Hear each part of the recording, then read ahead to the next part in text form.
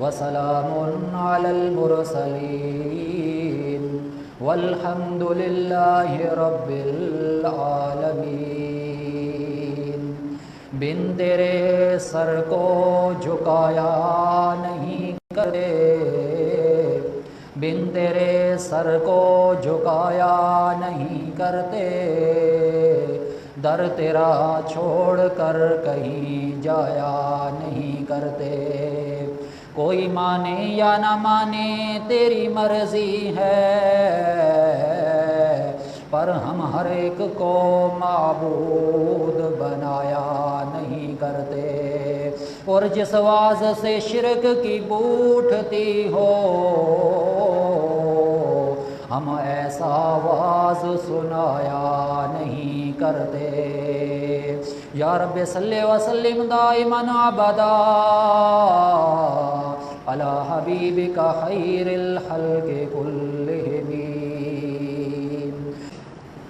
वाजिबुल एहतराम सामीन इकराम,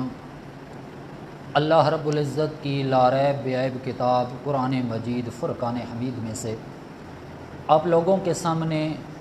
सूरतुल बकरा की इब्तिदाई आयत करीमा तिलावत की है। अल्लाह रब्बुल इज़्ज़त के आगे दुआ गो हूँ कि अल्लाह रब्बुल इज़्ज़त मुझे सही सही हक बयान करने की, आप लोगों को सुनकर समझकर फिर हम दोनों फरीक़ों को इस पर अमल करने की तौफ़ीक़ अता फ़रमाए। गुज़श्ता 2 जुमों से पहले ख़ुलासा-ए सूरतुल फ़ातिहा आप लोगों के सामने बयान किया था। इसी सिलसिले को आगे चलाते हुए आज के खुतबा जुमातुल मुबारक का मौजू आपके सामने लेकर आया हूँ, और वो ये है कि सूरतुल बकरा का ख़ुलासा और उसके अंदर क्या कुछ बयान किया गया है। अल्लाह रब्बुल इज़्ज़त ने सूरतुल बकरा को कुरान मजीद वाले मसहफ़ के अंदर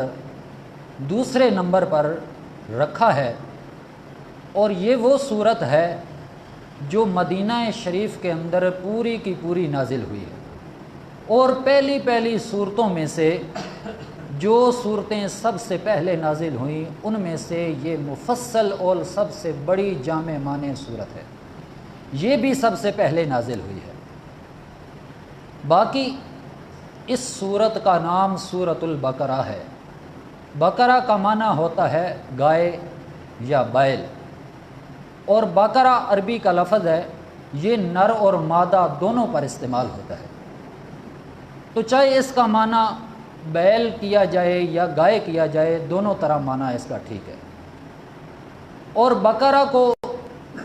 सूरतुल बकरा इसलिए कहते हैं कि इसके अंदर ज़्यादातर यहूदियों का तज़किरा है, और यहूदियों का तज़किरा करते हुए अल्लाह तबारक व तआला ने, चूँकि जो यहूदी थे वो अल्लाह तबारक व तआला की ज़ात के अलावा किसी और को भी अल्लाह की माबूदियत के अंदर, वहदानियत के अंदर शरीक करते थे, और वो चीज़ सरे फहरिस्त उनके नज़दीक बैल थी, गाय थी, जिसका तज़किरा अल्लाह करीम ने कुरान मजीद की इस सूरत के अंदर किया है। उसी मुनासबत से, उसी वजह तस्मिया की वजह से अल्लाह तबारक व तआला ने इस सूरत का नाम भी सूरतुल बकरा रखा है। बाकी ये सूरत, इसके भी कई नाम हैं, जिस तरह आपको बताया था कि सूरतुल फ़ातिहा के भी कई नाम हैं। सबसे पहला नाम इसका मुफस्सिरीन ज़िक्र करते हैं कि इसको सूरत फ़ुस्तातुल कुरान भी कहा जाता है। फ़ुस्तात कहते हैं खैमे को, जिस तरह खैमे के अंदर तमाम घर के अफराद जमा हो जाते हैं और पनाह हासिल कर लेते हैं, इसी तरह ये सूरत भी खैमे के कैम मकाम है, क्योंकि इसके अंदर सारे के सारे मज़ामीन कुरान मजीद के इसके अंदर जमा हो चुके हैं। इसी तरह मुफस्सिरीन लिखते हैं कि इस सूरत का नाम सिनामुल कुरान भी है, और सिनाम कहते हैं कोहान को, क्योंकि जिस तरह ऊँट की कोहान होती है, कमर के ऊपर उठी हुई चीज़ को कोहान कहते हैं, और वो जिस तरह वो बुलंद होती है, इसी तरह ये सूरत बाकी सूरतों से भी बुलंदी के एतबार से, अज़मत के एतबार से बुलंद है और सबसे आला है। इसकी फ़जीलत میرے پاک پیغمبر محمد الرسول اللہ صلی اللہ تعالیٰ علیہ وسلم نے فرمایا کہ اس کی بلندی کی ایک فضیلت یہی ہے کہ جو آدمی اس کو پڑھتا ہے اس کے پڑھنے سے 80 فرشتے اللہ تبارک و تعالیٰ کی طرف سے آسمان سے نازل ہوتے ہیں۔ اور اس کے علاوہ اور بھی بہت ساری فضیلتیں ہیں۔ میرے پاک پیغمبر محمد الرسول اللہ صلی اللہ تعالیٰ علیہ وسلم کا ایک صحابی ہے، مسلم شریف کے اندر حدیث آتی ہے، میرے پاک پیغمبر محمد الرسول اللہ صلی اللہ تعالیٰ علیہ وسلم نے فرمایا کہ گھروں کو قبریں نہ بناؤ، قبرستان نہ بناؤ، اس کے اندر اللہ تبارک و تعالیٰ کا ذکر کیا کرو، تلاوتیں کیا کرو، قرآن مجید کی تلاوت کیا کرو۔ اور خاص کر اللہ تبارک و تعالیٰ کے پیغمبر نے فرمایا کہ جو آدمی گھر کے اندر سورۃ بقرہ اور سورۃ آل عمران کی تلاوت کرتا ہے شیطان اس گھر کے اندر داخل نہیں ہو سکتا۔ اور ایک روایت کے اندر آتا ہے، عبداللہ ابن مسعود رضی اللہ تعالیٰ عنہ فرماتے ہیں کہ نبی کریم صلی اللہ تعالیٰ علیہ وسلم نے فرمایا سورۃ البقرہ کی پہلی 4 آیتیں اور سورۃ البقرہ کے درمیانی حصے کے تیسرے پارے کی آیت الکرسی کے ساتھ والی 2 آیتیں اور اسی کے ساتھ ساتھ آخر میں سورۃ البقرہ کے آخری رکوع کے اندر جو 3 آیتیں ہیں، یہ کل ملا کے 10 آیتیں اگر جو آدمی پڑھتا ہے یا کسی چیز پر دم کرتا ہے، اللہ تبارک و تعالیٰ کے پاک پیغمبر محمد الرسول اللہ صلی اللہ تعالیٰ علیہ وسلم فرماتے ہیں گھر کے اندر اگر پڑھی جائے تو کوئی چیز بھی اس کو نقصان نہیں دے گی۔ اگر یہی آیات کریمہ 10 آیتیں قرآن مجید کی سورۃ البقرہ کی پڑھی جائیں اور کسی مجنوں اور دیوانے پر دم کیا جائے تو اس کا دیوانہ پن ختم ہو سکتا ہے۔ اور اسی طرح نبی کریم صلی اللہ تعالیٰ علیہ وسلم نے فرمایا کہ اگر یہی آیات کریمہ صبح و شام پڑھی جائیں تو شیطان اس گھر کے اندر بھی داخل نہیں ہو سکتا۔ تو اس کی فضیلت بہت زیادہ ہے۔ ایک روایت کے اندر آتا ہے کہ حضرت ثابت بن قیس رضی اللہ تعالی عنہ میرے پاک پیغمبر محمد الرسول اللہ صلی اللہ تعالی علیہ وسلم کے دربار کے اندر آتے ہیں اور دوسرے صحابہ اکرام بھی آگے سے وہی درخواست لے کر آ گئے ہیں کہ یہ صحابی حضرت ثابت رضی اللہ تعالی عنہ، ہم نے رات کو دیکھا ہے کہ اس کے گھر کے اندر روشنی بہت زیادہ ہے، چمک رہا ہے اس کا گھر۔ اور حضرت ثابت بھی رضی اللہ تعالی عنہ کہنے لگے یا رسول اللہ صلی اللہ علیہ وسلم، میں نے بھی اپنے گھر کو دیکھا ہے، کوئی لائٹوں کا انتظام نہیں ہے، کوئی بتیاں نہیں لگائی، کوئی اجالا نہیں کیا، پھر بھی میرا گھر چمک رہا ہے، کیا وجہ ہو سکتی ہے؟ نبی کریم صلی اللہ تعالی علیہ وسلم نے فرمایا تو رات کو قرآن مجید کی تلاوت کرتا ہے یا نہیں؟ وہ کہنے لگا یا رسول اللہ صلی اللہ علیہ وسلم، رات کو میں سورۃ البقرہ کی تلاوت کرتا تھا اور آج رات کو بھی میں نے تلاوت کی ہے۔ نبی کریم صلی اللہ تعالی علیہ وسلم نے فرمایا یہ سورۃ البقرہ کی فضیلت ہے کہ اللہ تبارک و تعالیٰ نے اسی کی برکت سے تیرے گھر کے اندر روشنی اور چمک پیدا کر دی۔ یہ سورۃ الفاتحہ اس کے بعد آنے والی سورت ہے۔ اللہ تبارک و تعالیٰ نے قرآن مجید کے اندر جس وقت سورۃ الفاتحہ کے اندر فرمایا ایاک نعبد و ایاک نستعین، ہم خاص کر تیری ہی عبادت کرتے ہیں اور خاص کر تجھ ہی سے مدد مانگتے ہیں اور مانگتے ہیں اور مانگیں گے۔ تو جس وقت سورۃ البقرہ کے اندر اللہ تبارک و تعالیٰ نے یہودیوں کا مسئلہ بیان فرمایا تو سب سے پہلے اس کا جوڑ اور ربط اللہ تبارک و تعالیٰ نے یہ لگایا کہ جس طرح یہودی اللہ تبارک و تعالیٰ کے علاوہ گائے کی عبادت کرتے تھے، پوجا کرتے تھے، تم لوگ اللہ کے علاوہ کسی اور کو معبود بنا کر اس کی عبادت اور پوجا نہ کرنے لگ جانا، خاص اللہ تبارک و تعالیٰ ہی کی عبادت کرنا اور اسی سے مدد مانگنا۔ تو یہ تو اس کا جوڑ تھا۔ باقی اس سورۃ الفاتحہ کے اندر اس کے بعد سورۃ البقرہ کے اندر اللہ تبارک و تعالیٰ نے 4000 مضامین اور مسائل بیان فرمائے ہیں۔ اس سورت کی کل آیات 287 ہیں اور اس کے کل کلمات جو ہیں 6221 ہیں، اور اس کے جو حروف ہیں مفسرین نے، علماء کرام نے اخذ کر کے لکھا ہے کہ اس کے تقریباً 5,500 حروف ہیں اس سورت کے۔ اور سب سے بڑی صورت ہے یہ سورۃ البقرہ۔ اس کے اندر اللہ تبارک و تعالیٰ نے 3 مرتبہ قرآن مجید کے اندر اسی صورت کے اندر توحید والا مسئلہ بیان فرمایا ہے، جو مکمل جامع معنی طور پر ہے۔ باقی اس کے علاوہ ہر جگہ پر توحید، ہر آیت کے اندر توحید اور رسالت کا مسئلہ چلتا ہے، لیکن سب سے سر فہرست اللہ تبارک و تعالیٰ نے 3 مرتبہ قرآن مجید کے اندر اس صورت کے اندر توحید والا مسئلہ بیان فرمایا۔ سب سے پہلا مسئلہ اللہ تبارک و تعالیٰ نے بیان فرمایا سورۃ بقرہ کے اندر، پہلے پارے کے اندر،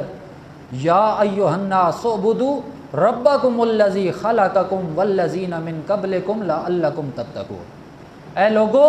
اللہ ہی کی عبادت کرو، اپنے رب کی عبادت کرو، وہ رب جس نے تم کو بھی پیدا کیا ہے، تم سے پہلے لوگوں کو بھی پیدا کیا ہے، اس لیے پیدا کیا لعلکم تتقون، تاکہ تم اللہ کا قانون مان لو، اللہ سے ڈر جاؤ، اللہ کے حکموں کے مطابق اپنی زندگی گزارنے لگ جاؤ۔ اور لعلکم کی نسبت اللہ تبارک و تعالیٰ نے ذالک الکتاب لا ریب فیہ ھدی للمتقین کی طرف کیا، یعنی تقوی والے لوگ وہی اسی قرآن پر عمل کرنے والے ہیں، وہی اللہ کے حکم پر عمل کرنے والے ہیں۔ پھر اس آیت کریمہ کے بعد اللہ تبارک و تعالیٰ نے اپنی توحید کے دلائل بھی دیے ہیں۔ پھر اسی طرح دوسری مرتبہ دوسرے پارے کے اندر اللہ کریم نے فرمایا الہکم الہ واحد لا الہ الا هو الرحمن الرحیم، کہ ایک ہی الہ ہے، الہ تمہارا ایک ہی ہے، معبود ایک ہی ہے، اور اس کے علاوہ کوئی معبود نہیں، کوئی الہ نہیں، اور وہ معبود الرحمن الرحیم، بہت مہربان اور نہایت رحم کرنے والا ہے، رحمان بھی ہے، رحیم بھی ہے۔ اسی طرح اسی آیت کے ساتھ بھی اللہ تبارک و تعالیٰ نے اپنی توحید کے دلائل دیے ہیں، آسمان و زمین کی تخلیق، رات اور دن کا آنا جانا، ہواؤں کا مسخر ہونا، بادلوں کا آنا جانا، رات دن بنانا، اور یہ ساری کی ساری تخلیق اللہ تبارک و تعالیٰ کی قدرت کی گواہی دے رہی ہے، اللہ کی توحید کی گواہی دے رہی ہے۔ اسی طرح تیسری مرتبہ اللہ تبارک و تعالیٰ نے جس وقت توحید والا مسئلہ بیان فرمایا سورۃ بقرہ کے اندر، تیسرے پارے کی ابتدا کے اندر اللہ کریم نے آیت الکرسی کے اندر بیان فرمایا، وہاں پر اپنی دلیل توحید کی دلیل نہیں دی، بلکہ اللہ تبارک و تعالیٰ نے 10 چیزیں بیان فرما کے اپنی پہچان کرائی ہے کہ میری ہستی کون سی ہے، میری ذات کون سی ہے۔ اسی طرح اللہ کریم نے جس وقت توحید والا مسئلہ بیان کرنے کے بعد آخر میں اللہ کریم نے فرمایا فلا تجعلوا للہ اندادا، تم لوگ میں اللہ تبارک و تعالیٰ کے ساتھ نہ ذات کے اندر نہ صفات کے اندر کسی کو بھی شریک نہ کرو، عبادت کے اندر بھی کسی کو بھی شریک نہ کرو۔ پھر اللہ کریم نے فرمایا وَأَنْتُمْ تَعْلَمُونَ، یہودیو تم جانتے تو ہو کہ یہ کام غلط ہے، سب چیزیں اللہ تبارک و تعالیٰ نے بنائی ہیں، آسمان، زمین، چرند پرند، حشرات، نباتات، سب کچھ اللہ تبارک و تعالیٰ کی تخلیق ہے، لیکن پھر بھی تم جاننے کے باوجود بھی اللہ کے ساتھ شریک کر رہے ہو، اور تم لوگوں نے گائے کو پوجنا شروع کر دیا، سونے کو اکٹھا کر کے، اور سامری نے ایک بچھڑا بنا دیا، اور پھر اس کے اندر جو ہی ہوا اندر داخل ہوتی تھی تو اس کے اندر ایک آواز پیدا ہوتی تھی۔ قرآن بیان کرتا ہے کہ وہ آواز نکلتی تھی تو لوگ سمجھنے لگے یہی ہمارا خدا ہے، یہی ہمارا معبود اور الہ ہے، ہم اسی کی عبادت کرتے ہیں۔ اور موسیٰ علیہ السلام 40 راتوں کے لیے کوہ طور پر چلے گئے تھے۔ ان دنوں میں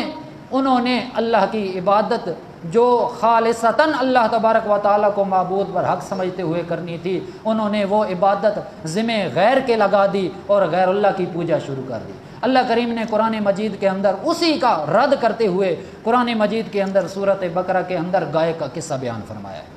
اشرف علی تھانوی رحمہ اللہ اپنی تفسیر بیان القرآن کے اندر لکھتے ہیں کہ بقرہ کا معنی یہاں بائل ہے، اگر بائل معنی کر لیا جائے تو بھی درست ہے، لیکن مفسرین بعض یہ بھی ترجمہ کرتے ہیں کہ بقرہ کا معنی گائے ہوتا ہے، اور یہ دونوں چیزیں نر اور مادہ کے اندر دونوں شامل ہیں۔ اللہ کریم نے پھر اس کا واقعہ بیان فرمایا، وقت بھی بہت مختصر ہوتا ہے، مختصر سا اللہ کریم نے بیان فرمایا کہ جس وقت بنی اسرائیل میں سے ایک عامیل نامی آدمی قتل ہو گیا، عامیل نامی آدمی قتل ہو گیا، اور قتل بھی مفسرین لکھتے ہیں کہ ایسا ہوا کہ اس کے بھتیجوں نے یا بھائیوں نے اس کو مل کر جنگل کے اندر لے جا کر اس کو قتل کر دیا، میراث کے معاملے کے اندر، لالچ کی وجہ سے کہ یہاں وراثت تقسیم ہوگی اور وراثت کہیں اس کے حصے میں زیادہ نہ چلی جائے، اس بنا پر اس نے قتل کر دیا۔ اور جس وقت قتل ہو گیا، اللہ کا قرآن کہتا ہے وَإِذْ قَتَلْتُمْ نَفْسًا فَادَّارَأْتُمْ فِيهَا وَاللَّهُ مُخْرِجٌ مَا كُنْتُمْ تَكْتُمُونَ۔ جس وقت قتل ہو گیا تو آپس کے اندر جھگڑا شروع ہو گیا اور مگر مچھ کے آنسو بہانا شروع کر دیے، اور موسیٰ علیہ السلام کے پاس آ گئے کہ اب ہمیں قاتل ڈھونڈ دو کہ قاتل کون ہے، کس نے ہمارے چچا کو مارا ہے۔ جس وقت میرے پیغمبر کے پاس آئے تو اللہ تبارک و تعالیٰ کی طرف سے بھی یہ حکم تھا کہ ان کی جو عبادت ہے، جو بچھڑے کی یہ پوجا کر رہے ہیں، جو گائے کو اس نے معبود اور الہ بنایا ہوا ہے، اس کی بھی مذمت ہو جائے، اس کا بھی رد ہو جائے۔ تو اللہ کریم نے موسیٰ علیہ السلام کو حکم دیا کہ اے موسیٰ علیہ السلام تم اپنی قوم کو حکم دے کہ وہ گائے ذبح کریں۔ اللہ کریم نے فرمایا وَإِذْ قَالَ مُوسَىٰ لِقَوْمِهِ إِنَّ اللَّهَ يَأْمُرُكُمْ أَن تَذْبَحُوا بَقَرَةً۔ اللہ کریم نے فرمایا موسیٰ علیہ السلام اپنی قوم کے پاس چلے جاؤ اور ان کو اکٹھا کر کے ان کو حکم دو کہ اللہ کریم کی طرف سے آرڈر ملا ہے، حکم ملا ہے کہ تم گائے کو ذبح کرو۔ اللہ کریم نے فرمایا قالوا اتتخذنا ہزوا، موسیٰ علیہ السلام سے کہنے لگے تو ہمارے ساتھ ٹھٹھا مذاق تو نہیں کر رہا، ہم تو عبادت کرتے ہیں اس کی، ہم تو پوجا اس کی کرتے ہیں، پرستش اس کی کرتے ہیں، گائے کو ہم پوجتے ہیں، ہم اس کو ذبح کیسے کر سکتے ہیں، اپنے ہاتھوں سے اس کو کیسے چھری پھیر سکتے ہیں۔ اللہ کریم نے فرمایا قال اعوذ باللہ ان اکون من الجاہلین۔ موسیٰ علیہ السلام کہنے لگے میری تو یہ زیب اور مزاج بھی میرے اجازت نہیں دیتا کہ میں تم سے ٹھٹھا اور مذاق کروں، بلکہ میں تو اللہ تبارک و تعالیٰ کی طرف سے حکم لایا ہوں، لہٰذا پورا کرنا تمہارے اوپر فرض ہو چکا ہے۔ اللہ کریم نے فرمایا وہ آگے قوم والے کہنے لگے موسیٰ علیہ السلام ہمارے لیے دعا کیجئے کہ وہ گائے کس طرح کی ہو، اپنی طرف سے ٹال مٹول کرتے رہے کہ کہیں کسی طریقے سے بچ جائیں۔ اللہ کریم نے فرمایا قالوا ادع لنا ربک یبین لنا ما ہی، وہ گائے کس طرح ہو اے پیغمبر موسیٰ علیہ السلام ہمارے لیے اللہ تعالیٰ سے دعا کیجئے اور ہمیں بتائیے کہ ہمارے لیے وہ گائے کون سی ہو جس کو ہم ذبح کریں۔ اللہ کریم نے فرمایا انہو یقول انہا بقرۃ لا فارض ولا بکر، گائے تمہارے لیے ایسی ہونی چاہیے جو نہ بوڑھی ہو اور نہ جوان ہو، بلکہ نہ بوڑھی ہو نہ بچی ہو، بلکہ درمیان میں سے ہو، اوان بین ذالک ففعلوا ما تؤمرون، جو تمہیں حکم دیا جاتا ہے اس کو کر گزرو۔ لیکن پھر سے اپنی طرف سے حجت بازی کرنے لگے، قوم والے کہنے لگے قالوا ادع لنا ربک یبین لنا ما لونھا، اے موسیٰ علیہ السلام ذرا اپنے رب سے ہمارے لیے دعا تو کیجئے کہ وہ جو گائے ذبح کرنی ہے وہ گائے کس رنگ کی ہونی چاہیے۔ اللہ کریم نے فرمایا میرا پیغمبر موسیٰ علیہ السلام فرما دیجئے انہو یقول انہا بقرۃ اللہ، یقول انہا بقرۃ صفراء فاقع لونھا تسر الناظرین، وہ گائے اس رنگ کی ہونی چاہیے جو پیلی ہو اور پیلا رنگ اس کا واضح طور پر نظر آ رہا ہو، فاقع لونھا کھلا رنگ ہو، اس کے اندر کوئی میل نہ ہو، اس کے اندر کسی رنگ کی ملاوٹ بھی نہ ہو، اور ایسا رنگ ہو کہ تسر الناظرین، کہ جس وقت کوئی آدمی دور سے دیکھے تو اس کا دل خوش ہو جائے۔ اللہ کریم نے فرمایا یہ گائے تم لوگوں نے ذبح کرنی ہے، اس رنگ کی ذبح کرنی ہے، لیکن پھر بھی اپنی حجت سے وہ باز نہ آئے۔ پھر کہنے لگے اے موسیٰ ہمارے لیے دعا کیجئے اپنے رب سے، قالوا ادع لنا ربک یبین لنا ما ہی، ذرا وضاحت کے ساتھ اللہ تبارک و تعالی ہمارے لیے بیان فرما دے کہ کیسی وہ گائے ہو جس کو ذبح کرنا ہے۔ اللہ کریم نے فرمایا میرا پیغمبر فرما دے ان البقرہ تشابہ علینا، وہ گائے ایسے ہو جو ہمارے اوپر مشابہ ہو چکی ہے، گائے تو بہت زیادہ ہیں، اب ہمیں لینی ہے وہ گائے، اور کس قیمت پر لیں گے، کون سی ہو، اس کے اندر وضاحت ہونی چاہیے۔ اللہ کریم نے فرمایا وَإِنَّا إِن شَاءَ اللَّهُ لَمُهْتَدُونَ قَالَ إِنَّهُ يَقُولُ إِنَّهَا بَقَرَةٌ لَا ذَلُولٌ تُثِيرُ الْأَرْضَ وَلَا تَسْقِي الْحَرْثَ مُسَلَّمَةٌ لَا شِيَةَ فِيهَا قَالُوا الْآنَ جِئْتَ بِالْحَقِّ فَذَبَحُوهَا وَمَا كَادُوا يَفْعَلُونَ۔ جس وقت اللہ تبارک و تعالیٰ نے فرمایا وہ گائے تمہارے لیے ایسی ہونی چاہیے کہ بقرۃ اللہ ذلول، وہ محنت کش نہ ہو، اس نے کوئی کھیتی باڑی نہ کی ہو، تثیر الارض، پہلے دور کے اندر ٹریکٹر نہیں ہوا کرتے تھے، وہاں گایوں اور بیلوں کے ذریعے لوگ اپنی وائی اور کھیتی کیا کرتے تھے۔ اللہ کریم نے فرمایا تثیر الارض، اس نے زمین کو بھی نہ پھاڑا ہو، ہل نہ چلائے ہو، ولا تسقی الحرث، اور کنووں پر اس نے اوپر جتی بھی نہ ہو، اور اس نے پانی بھی سراب نہ کیا ہو، مسلمۃ لا شیاۃ فیہا، اور وہ ایسی گائے ہو صحیح سلامت ہو، اس کے اندر کوئی داغ دھبا بھی نہ ہو۔ اللہ کریم نے فرمایا قالوا الآن جئت بالحق، جس وقت موسیٰ علیہ السلام نے اپنی قوم والوں کو یہ باتیں بتائیں تو اس وقت وہ کہنے لگے الآن جئت بالحق، اے موسیٰ اب تو صحیح اور درست بات لایا ہے، اب ہمارے اوپر واضح ہو گئی ہے، اب ہم وہ گائے ڈھونڈ کر ذبح کریں گے۔ حدیث شریف کے اندر آتا ہے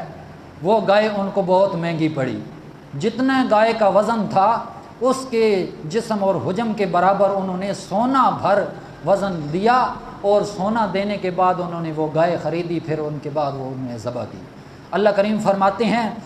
فَذَبَحُوهَا وَمَا كَادُوا يَفْعَلُونَ، قریب نہیں تھے کہ وہ ذبح کرتے، لیکن پھر بھی انہوں نے یہ کام کر دیا۔ ان کی جو معبود تھا بنایا ہوا، بیل کی پوجا کرتے تھے، انہوں نے اس کام کو مذمت کرتے ہوئے انہوں نے اللہ تعالیٰ کی توحید کی وحدانیت کو واضح کیا اور گائے کو ذبح کر دیا۔ پھر وہ گائے، حدیث پاک کے اندر آتا ہے کہ وہ گائے کا ایک حصہ اللہ تبارک و تعالیٰ نے فرمایا کہ وہ حصہ ایک کاٹ کر گوشت کا ٹکڑا یا ہڈی کاٹ کر اس آدمی کو مارا جائے، پھر اللہ تبارک و تعالیٰ کے حکم سے یحیی اللہ الموتیٰ، اللہ تعالیٰ مردوں کو زندہ کرے گا۔ پھر زندہ ہو گیا وہ مردہ جو انہوں نے قتل کیا تھا، اس نے بتایا کہ میرا قاتل کون ہے، پھر اس کے بعد پھر وہ فوراً ہی فوت ہو گیا۔ اللہ تبارک و تعالیٰ نے اس مسئلے سے یہ ثابت کر دیا کہ دنیا کے اندر جو چیز بھی ہو اللہ تبارک و تعالیٰ کی معبودیت اور وحدانیت کے اندر کوئی شریک نہیں، وحدانیت کے اندر بھی شریک نہیں، ذات اور صفات کے اندر بھی شریک نہیں، چاہے وہ گائے ہو، چاہے یہودیوں کی عبادت کرنے والی کوئی چیز ہو، یا عیسائیوں کی عبادت کرنے والی چیز ہو، یا جو آج کل کے مسلمان لوگوں نے بنا لی ہوں، جن سے وہ غیر اللہ کے نام کی نظر و نیازیں اور منتیں منوتیں، اور جس طرح وہ ان کے سجدے اور قبے اور رکوع اور طواف کرتے رہیں، چکر لگاتے رہیں، اللہ تبارک و تعالیٰ فرماتے ہیں یہ ان کی عبادت کر رہے ہیں، یہ میں اللہ تبارک و تعالیٰ کی عبادت نہیں کر رہے۔ اللہ تبارک و تعالیٰ کی عبادت وہی ہے، کیونکہ الہ وہی ہے، مشکل کشا وہی ہے، حاجت روا وہی ہے۔ اللہ سے دعا ہے اللہ تعالیٰ عمل کرنے کی توفیق عطا فرمائے۔ وآخر دعوانا الحمدللہ رب العالمین۔